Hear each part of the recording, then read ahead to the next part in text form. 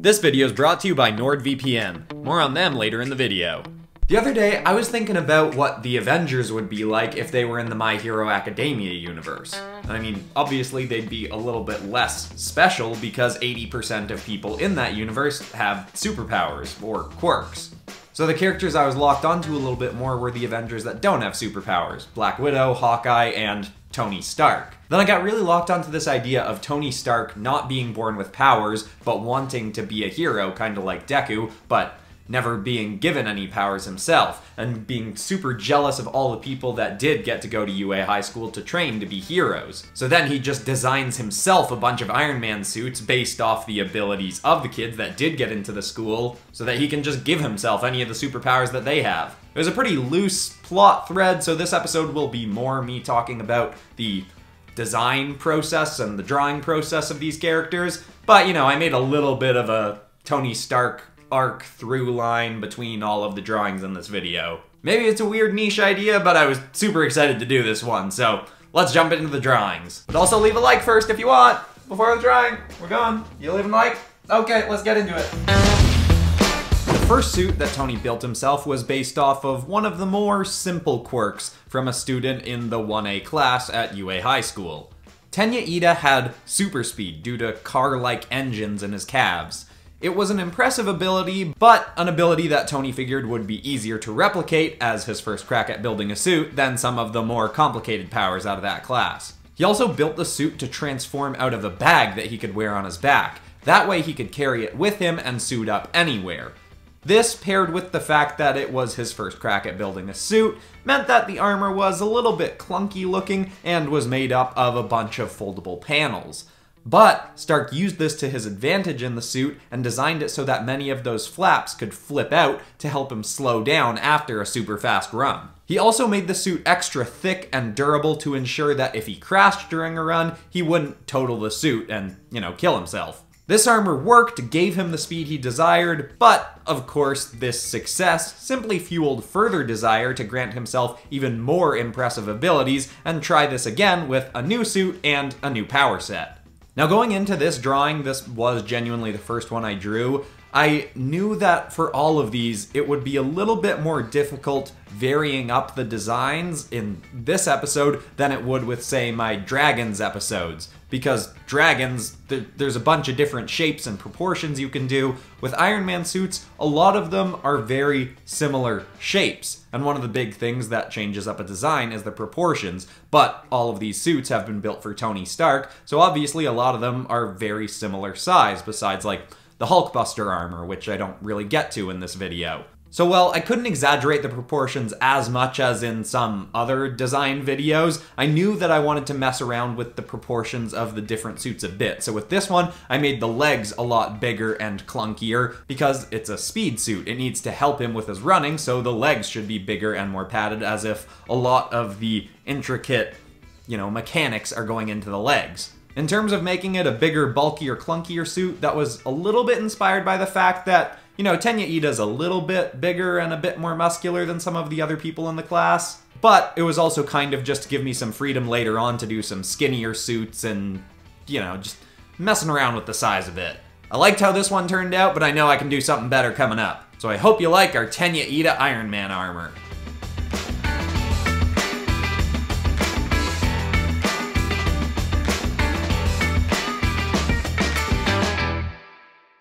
The next ability that Stark tried to replicate into a suit was that of Katsuki Bakugo, a student who could use his explosive sweat to shoot cannon-like eruptions of fire.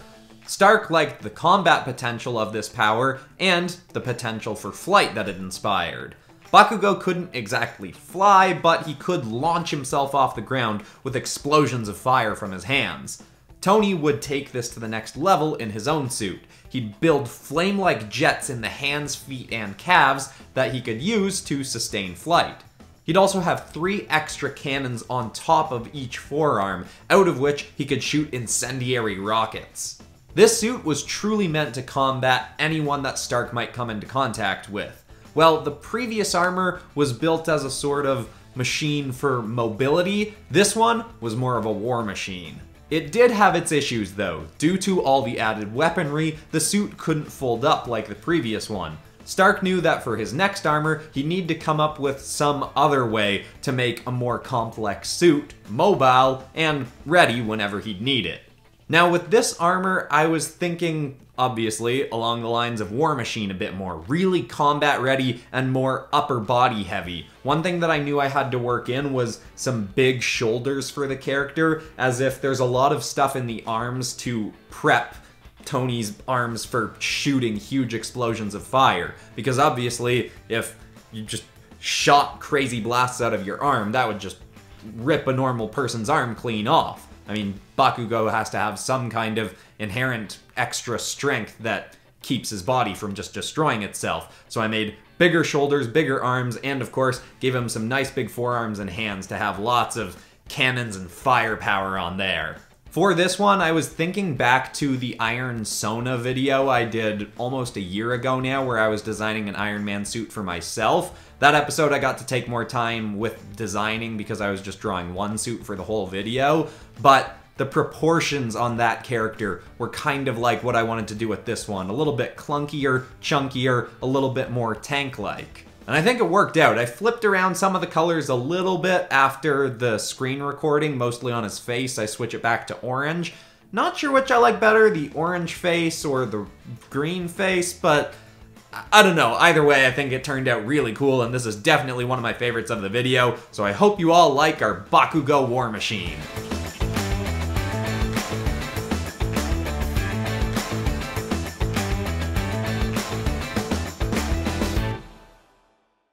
Now, I imagine this is similar for a lot of you, that when I'm personally doing my drawing, I really like to be watching something in the background.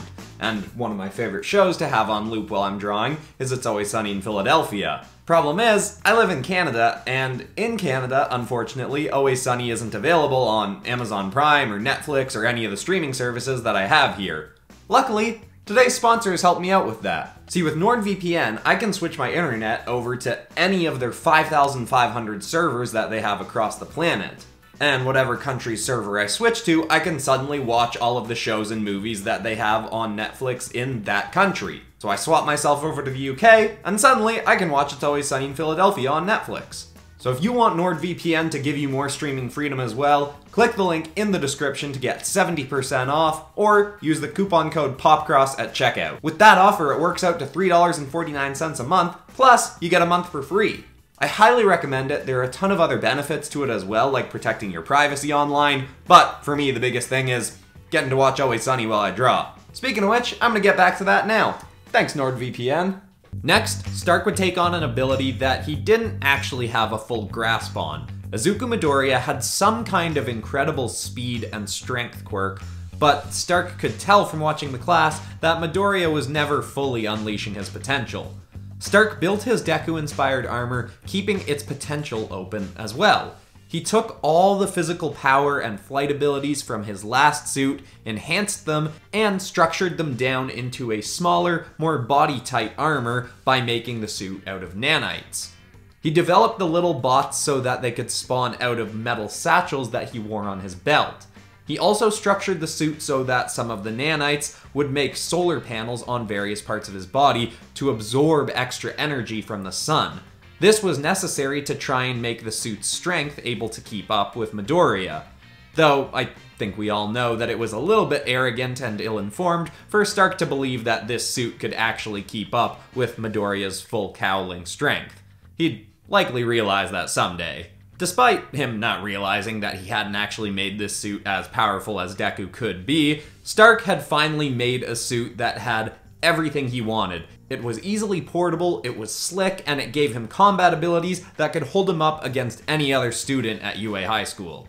But of course, this being Tony Stark, he was nowhere near done building. Now with this suit, even though I know Deku isn't exactly the smallest, skinniest guy in his class, I really wanted it to be a narrow, more skin-tight armor. I mean, not skin-tight, but closer to that superhero-tight armor kind of look, which is why I was referencing some of the nanite-style suits. The one I have up here is the one from Endgame, but that's because I had some specific thoughts in mind for the next armor I'm gonna draw, and referencing the Infinity War armor, which is the first armor that Tony Stark had in the movies that, you know, was made out of the little nanite robots. I've really skipped through a few different bits, like I skipped through the Iron Man 3 kind of armor that, you know, he could bring a whole bunch of little pieces onto him and they flew around the room and whatever. But I knew I'd only have time for about 4 armors in this video, so I knew I had to skip a few steps. Although thinking about it while making this video, it is really cool how many different ways Tony Stark has had in the Marvel Cinematic Universe for putting on his armor. It just like slowly got better and better and better and better through phase 1, 2, and 3. And that's really cool. I didn't really think about it that much, but that is really interesting. And keeping that in mind for this video gave me more creative freedom.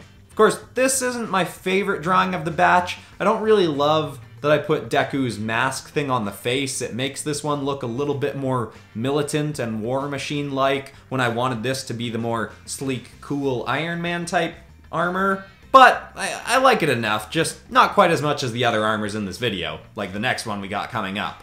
But for now, I hope you all like our Deku Iron Man armor.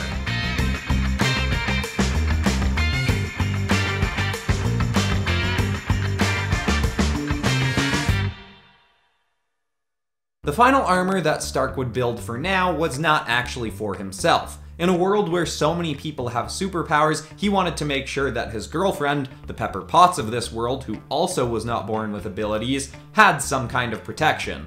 Stark decided to build her a nanite-based suit as well, and decided to replicate the abilities of Momo Yaoyorozu. This was largely because he saw the potential in the nanites to build whatever the person wearing the suit wanted.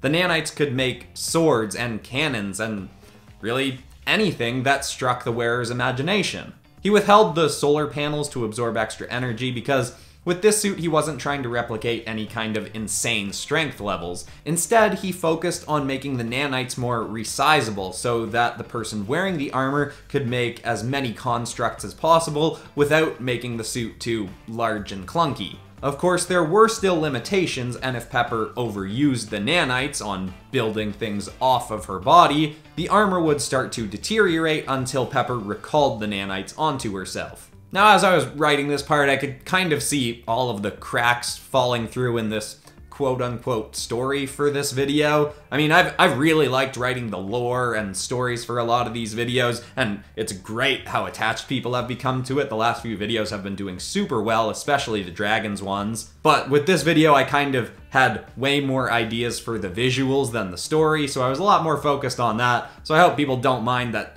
this, whatever it is, story, lore, stats for the suits was a little bit more hacked together. Really, I just drew this one because I really wanted to take one of the female characters from My Hero Academia and make them an Iron Man armor. And even at the end of this one, I end up doing something that totally makes it outside of the logical canon of this loose story that I've written for this piece, and I add Momo's hair onto it. That's not in the screen recording. I got to the end and I really liked how the suit looked because it has the classic Iron Man colors, because Momo's superhero suit colors are dark red and sort of a faded yellow, which, you know, is kind of the Iron Man colors, and I thought it was looking really great. I really liked it, but I was just like, it doesn't look quite enough like Momo without that iconic hair. That big swoopy hair would really make it look more like her, so I throw that in at the end. Hope people don't mind that it doesn't really fit in with the quote-unquote story for this video. Ugh, have I just derailed this whole video at the end? I don't know, I hope you all enjoyed it anyway. Here's the last drawing of this video, the Momo Iron Man armor.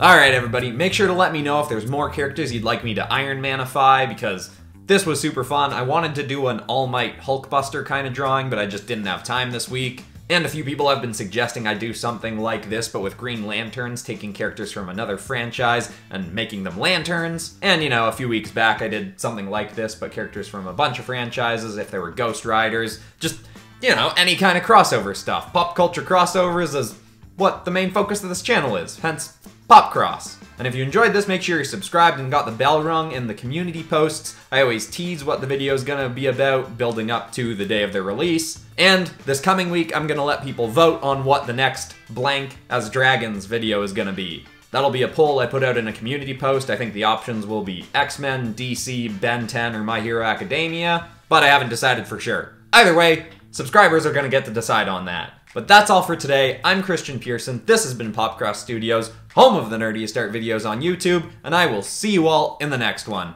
Goodbye, everybody.